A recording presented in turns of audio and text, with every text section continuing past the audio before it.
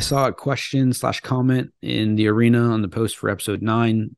If you have any questions or comments, please, by all means, go into the arena, post them, tag me on Twitter, what have you. I'll do my best to obviously read them, respond, and or incorporate them here into answering questions. Sometimes a lot of the questions do kind of intermingle, or they're around similar subject matter. So forgive me if I don't kind of respond directly to your question.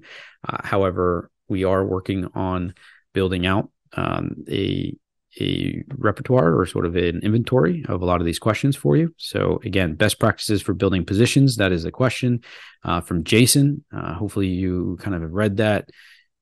It is a bit lengthy, but to summarize it, it's sort of like he gets that it's in the chop bucket. He's been incrementally kind of adding and taking, adding on red, selling on green,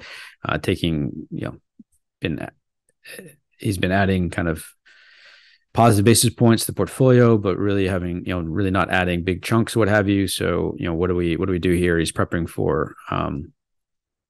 within the chop bucket for when we get out of that.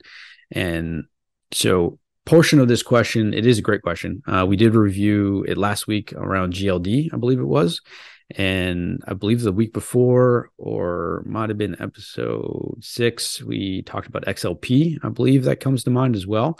So both of those are a great spot to start in terms of reviewing some, a bit more in-depth answer response to your question. And as I just mentioned, kind of on a side note, we've clipped the various components of a beginner's guide, and we will be delivering those as standalone videos to review as via playlists under specific topics. So big shout out to Seltzer here on the Switch today, and the rest of the production team and marketing team for helping to put that all together. Hopefully you'll find those playlists really helpful to review in time, and especially as they're kind of grouped by topic and subject matter. But Jason mentions the chop bucket here kind of in passing within his comment. And that's something that I would really like to kind of spend a little bit more time on as we kind of wrap up. The chop bucket gets its name, though, really because it chops people up. It spits them out and it says, see you later, right? So the repositioning of the portfolio, often and nimbly taking those wins or cutting losses, is a key way to stay alive. So I just wanted to reiterate that point, that the chop bucket is no joke. The chop bucket can suck you in and then spit you right back out. So keep that in mind.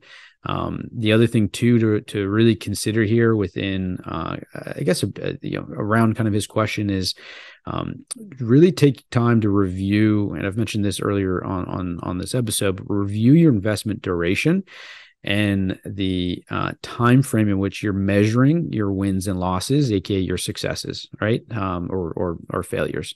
You must analyze these and review them and understand how does that incorporate into my decision making, into my execution, and the sizing of which these portfolio and the sizing within the portfolio. So it's a really good way of kind of making sure that you're sticking to your process, and the time horizon is likely different for almost everybody watching this episode right now or via replay.